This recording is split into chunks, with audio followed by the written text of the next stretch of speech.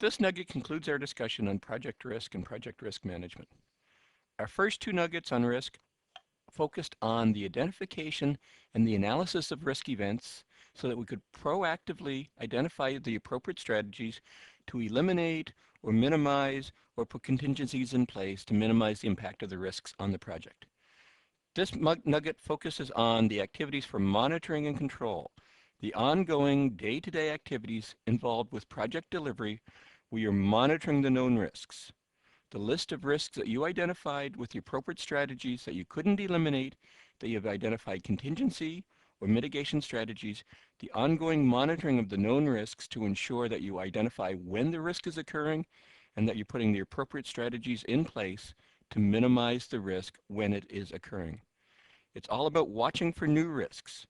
Although the risk identification process we did during planning was as exhaustive and complete as possible, as the project delivers, you will understand new information, new activities will be uncovered, and therefore it's important that you're looking for new risks and you're, again, going through the complete planning process to analyze, to develop strategies, to put contingencies in place to deal with new risks as they became known. It's all about managing the contingency. You have a fund of dollars, you have a reserve of time available to deal with the known risks and the unknown risks on the project. Managing the contingency during project delivery is ensuring that you are effectively managing the contingency, that you're not using up all of the contingency on the first risk event and having no contingency left. It's all about ensuring that the contingency is properly managed and distributed and allocated throughout the duration of your project. The first step in monitoring control is to monitor the known risks. To look at the risk register, examine the events in the risk register, determine the likelihood of the risk occurring, determining the timeline with which the risk is likely to occur, and ensuring that you are taking appropriate actions to eliminate, to mitigate, to deal with the risks as they occur. So how do we do that? Let's have a look at our risk register. Here we see the risk register from the previous nugget more completely filled out. We have identified more risks in our risk register. And in fact, we have added additional detail, we've added the risk management strategy, and we put in the critical date. Now in this case, I have simply put it in a relative term this week, this month, next month, 3 months out. In a true project delivery situation, you would be putting in actual project critical dates. And we're starting to fill in the current status for the risk events. Now I have sorted my risk register by critical date. I see that I have the events that are likely to occur that need to be monitored immediately at the top, and then as we go down the risk register, we're seeing the events are getting further and further out in our project timeline. So we need to focus on the top events in our risk register. So this week, we have to deal with inadequate training. We see its probability is medium. The risk management strategy is to mitigate. And currently it's not an issue. So it looks like we might get lucky on this one, that the inadequate training issue may disappear, and hopefully in the very near future, we will be able to eliminate that risk from our risk register and saying the critical date has passed and we can eliminate the risk. The next one, staff availability, the impact is high. The management strategy is transfer. If we were to look at our detailed risk management plan, we would see something to the extent of, if we cannot get the staff we need to go out and hire a consultant, or we need to hire a temporary resource. It's looking like we need to take that action immediately, and the current status is 3 programmers not available. So it is about time to go out and deal with the issue and find those contract resources to bring in to ensure our project does not deal with a resource availability shortfall. Then we're looking at the ones on the near scope. The network capacity, continue to review. It's a medium, we're going to mitigate it, and sometime this month, we're going to have to take action on this risk. As well, the programmer learning curve is a low, so we're not going to watch that one as diligently. But again, sometime this month, we're going to have to deal with the fact whether we have a programmer learning curve or not. And in both of these instances, we're continuing to review the situation. As we get further out on our timeline, the next month, increasing competition, medium accept, is increasing scrutiny. It's beginning to show up on our radar screen. We need to start to examine the impacts related to increasing competition to determine the impact it's going to have on our project. We have other very serious risk events. We have the interface incompatibilities as a high and the business availability for training as a medium, but their timeline is substantially removed from the project, 3 months out and 6 months out. So at this point in time, we're actually not taking any active to-do risk management, but as the timeline moves and they move up on our risk register, we will begin to act on those. So if we go back to the activities related to monitoring the known risks, the key tool we have is our risk register. We need to ensure we're continuing to monitor our risk register, that we're continuing to review the known risks that are on the risk register and continuing to take the appropriate actions to monitor their status and taking the appropriate actions to put our strategies in place, the hiring of the 3 contract programmers as required to support to deliver the project successfully. The key item that we need to be aware of is the project timeline. We can't deal with all of the risks because there's simply too much to manage at one point in time. So we need to focus on the project timeline and deal with the risks that are immediate to our project and let the risks that are further out in the timeline wait until they become more urgent, more pressing to our project.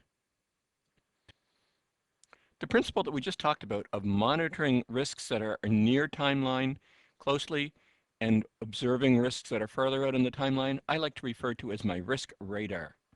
We need to focus on those risk events that are in the near future, the immediate, the 1 to 2 weeks. We need to watch the risk events that are further out on our timeline, that are the 2 to 4 weeks. We need to monitor the risk events that are even further out, the 5 weeks to 8 weeks. And we need to observe the risk events that are further out on the radar screen. You need to ensure that you're focusing, watching, monitoring, and observing the appropriate risks based on the information in your risk profile. Focus on the risks that are immediate. Focus on the risks that you need to take action on immediately to ensure that you're putting the appropriate actions in place, that you're taking the appropriate strategies to eliminate, to remove, to mitigate the impacts of the risk. You're watching the risks that are close to happening on your project. Now, to date, we focused on time, the 1 to 2 weeks, the 2 to 4 weeks, etc. You also need to be aware of the profile of the risk. How high is the impact? How high is the probability? So if you have a risk event that's in the 2 to 4 week window, but it's a high probability and a high impact, that in fact is sufficient that you need to move it into the focus component to your risk radar. As a project manager, you need to be effectively managing the risk radar for your project to ensure that the high profile, high urgency, or immediate time frame risks are being carefully monitored and focused on by you, the project manager, but that you don't lose sight of the other risks and that they're still out there on the observe list. They're still on your risk register and they're still items that you're going to deal with on an as required basis. Just because they're 8+ weeks out, they could still have actions happening against them that's going to change your impact, change your assessment of the risk. It may change the timeline. It may change the urgency. It may change the impact of the risk that's going to necessitate moving the risk in from the observe ring to the monitor, to the watch, or even to the focus. So don't get fixated on the focus. I want you to pay a lot of attention to the focus, but don't get so fixated on them that you ignore the other risks in your risk profile. You need to do careful risk management throughout while still ensuring that you're observing the principles of the risk radar, that you're not trying to take actions on the observes when action on the observes really provides no immediate value to your project. So as you can see, ongoing risk management is a multifaceted process. You need to be aware of the risk radar, you need to be aware of timelines, and you need to be aware of the profile for each individual risk, the urgency and the impact for the risk. You need to be monitoring, observing, watching all of the risks, and making sure that you're focusing your attention on the appropriate risks. And that's the key component to project risk management, the key component to monitoring and control. Focusing on the appropriate risks, focusing on the risks that you have the capacity to take action on, or focusing on the risks that you need to take action on immediately to ensure your project delivers successfully. Take the appropriate actions, put the contingencies in place, apply your mitigation strategies, apply your transference strategies to minimize the impact that the risk is going to have on your project. As important as it is to monitor the known risks, it's equally important during project delivery to watch for new risks. The original risk plan that you created during project planning was as complete and comprehensive as possible. But because it was created during project planning, there were a significant number of project facts that you simply did not have at hand. Now that the project is unfolding, you're going to have a lot more information about the project scenarios. You're going to have a lot more information about events and activities that can impact your project success. Therefore, you have lots of opportunity to identify new risks, and you have lots of opportunity to put new risk management plans in place to mitigate, to eliminate, to transfer the new risks before they become actual risks on your project. Where can new risks come from? Scope changes. As the project scope changes, as you add functionality or remove functionality, risk events are going to change. You need to ensure that with each and every scope change, with each and every change control processed for your project, that you're identifying any new risks that are associated with the scope change. As the schedule changes, as the schedule becomes tighter or as the schedule becomes more relaxed, different events will happen, different processes in the project will have different urgencies, therefore the risk impact or the risk possibility for the schedule will change. As the schedule changes, you need to reassess the impact for risks and take the appropriate actions. As the environment changes, and environment changes is multifaceted. It can be the technical environment for your project, it can be the competitive environment within which your business is operating. It can be the business environment. It can be changes to your project sponsor. It can be changes to the business environment. There are a large number of environmental changes that can have significant impact on the risk profile for your project, have significant impact to the events that you must be monitoring as a project manager to ensure that the project is being delivered successfully and that you're taking the appropriate proactive actions to minimize, to eliminate, to transfer risks. Ask your team. Your team are the people on the ground, in the know, that have precise information about the project. They will know whether a risk event has occurred. They will know whether new risks are being identified. When you identify new risks, you need to go through the complete planning process. You need to identify the risk. You need to identify the issues associated with the risk. You need to identify the contingency, the time, the schedule, the dollars. You need to develop a complete risk analysis for each new risk identified. You need to develop a risk management plan for the specific risk. You need to put the risk on the risk register. You need to put the risk on your risk radar. And where appropriate, based on the impact, the probability of the risk, the need for additional funding, the need for additional schedule allocations, you may need to go back to the sponsor, you may need to go back to the business to say, there is a new risk identified, we need to allocate an additional $5,000, or we need to allocate an additional week or 2 weeks worth of schedule contingency to ensure that we can deal with the risk proactively. Simply identifying new risks and saying, oh, there's something bad happening on the project, without going back to the business and telling the business about the risk impact, that you may need more money, you may need more schedule changes, is not doing a proper job of risk management. Managing the contingency is the most difficult part of risk management, the most difficult part of monitoring and control. We have defined our contingency into 3 buckets. We have the known risks. We have risk number 1 with a contingency of 5 days and $5,000. We have our unknown risks where we have a general contingency of 20 days and $25,000. And we have these on-plan deviations. Let's deal with managing the contingency 1 column at a time. So first we have the known risks. Risk number 1 has a contingency of 5 days and $5,000. It's critical as a project manager that you reserve those 5 days, that $5,000, specifically related to that risk event. If that risk event is going to occur in month 3 of your project, that 5-day contingency, that $5,000 of funding needs to be reserved, needs to be untouched until month 3 for the project, and the risk either materializes or the risk disappears. I want to stress this. Preserve the contingency for your known risks until the risk event occurs.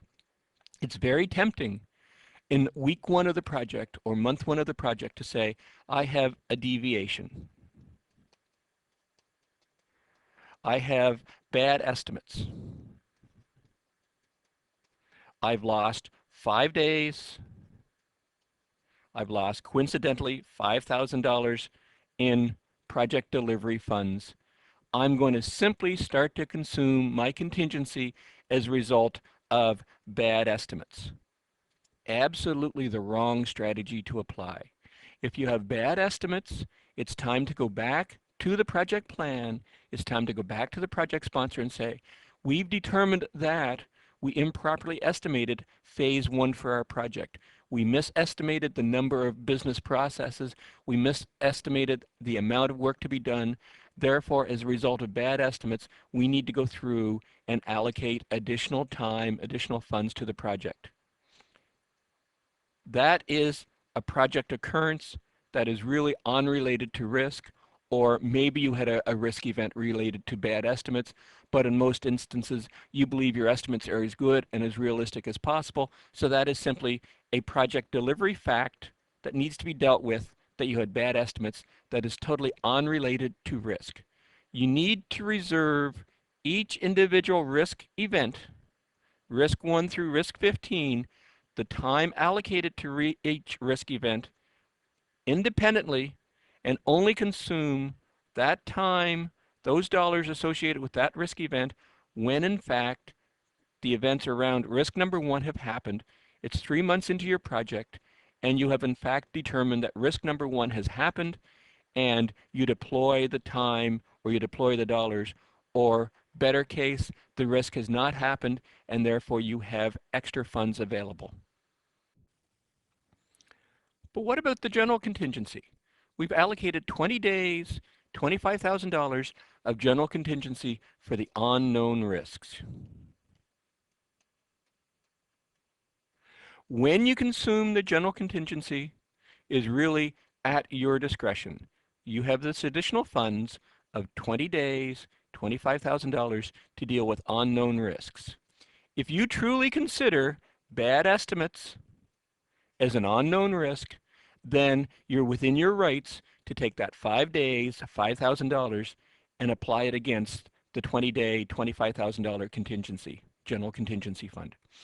However, you need to ensure that when you're using this 20-day, $25,000 of unknown contingency, that in fact you are truly applying it against risk events. And I would like to suggest that bad estimates are not a risk event. General contingency unknowns would deal with some other unknown, uncontemplated, unrealized issue that could result in project delivery challenges. So let's assume that you have an unknown risk event called bandwidth.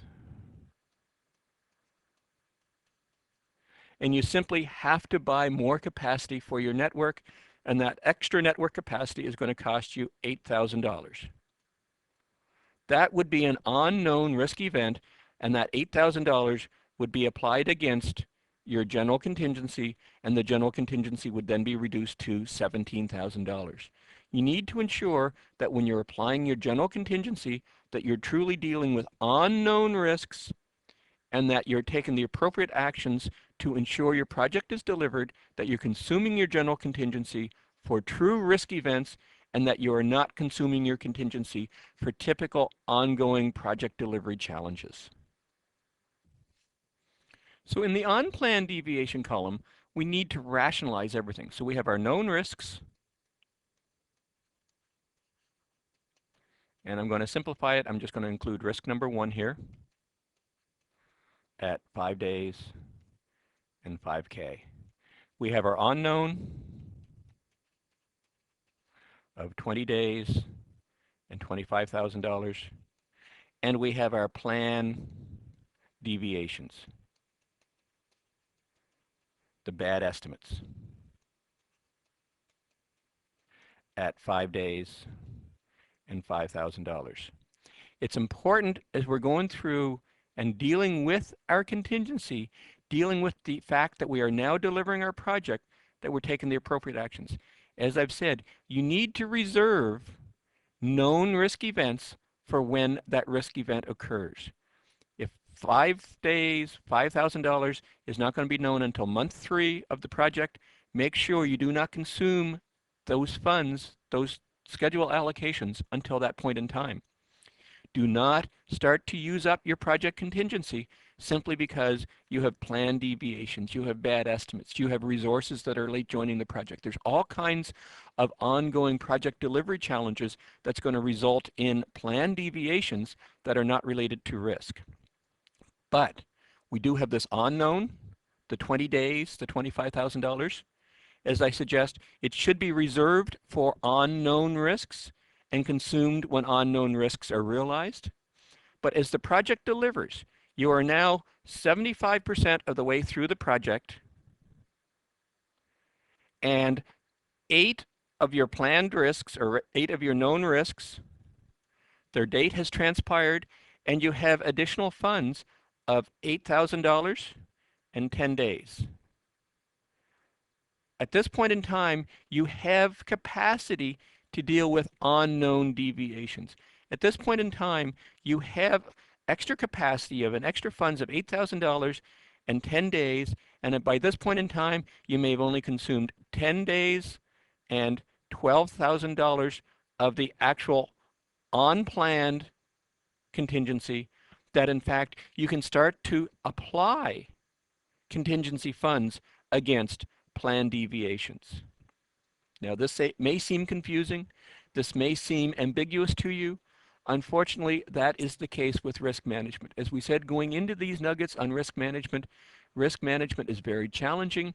Risk management is focused on dealing with unknowns. Risk management is focused on putting together strategies to deal with unknown events, dealing with unplanned deviations, dealing with how to consume your actual contingency is again based on unknowns. The key to managing contingency is to reserve the funds for the known risks until the risk event occurs or transpires without occurrence. The key to managing contingency is ensure that you're using your contingency, your general contingency, only when a true risk event happens, that you're not consuming it for planned deviations.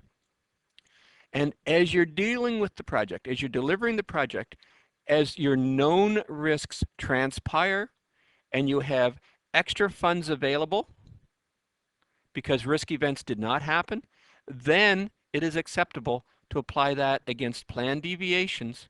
But at all points in time, as we've discussed, you need to have full, open, honest communications to the project sponsors to let them know how the risk funds are being managed, to let them understand how the schedule contingencies are being consumed so that there are no surprises.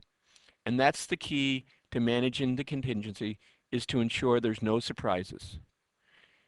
The big thing you have to watch is that you're not consuming contingency early in the project to hide schedule deviations, that you are reserving the risk events, the risk contingency, for later in the project at the 75% complete level, when it is truly known that the project is likely to succeed and that it is acceptable to begin to consume contingency for simple planned deviations, as opposed to reserving the contingency for the actual risk events. So to conclude this nugget on risk management, actually to conclude this series of 3 nuggets on project risk management, we focused on the aspects for monitoring and control. We've ensured that we have effective risk radar screens in place, that we're monitoring all known risks, and that we're dealing with only the risks that have a high probability, high impact, and are immediately evident on the project timeline.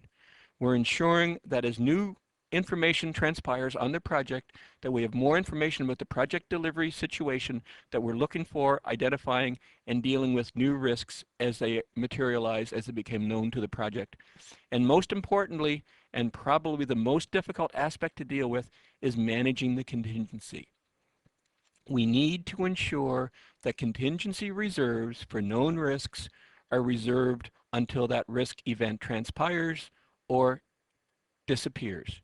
We ensure that we manage our general contingency funds for true risk events, that we don't consume any of our risk contingency for standard, regular, ongoing planned deviations as a result of bad estimates, as a result of resource unavailabilities, as a result of other project delivery challenges, that the contingency is reserved for the true risk event, and only after the risk events have transpired, only after you as a project manager feel that you have complete control of the risk situation, can you actually provide relief to project deviations from your contingency fund.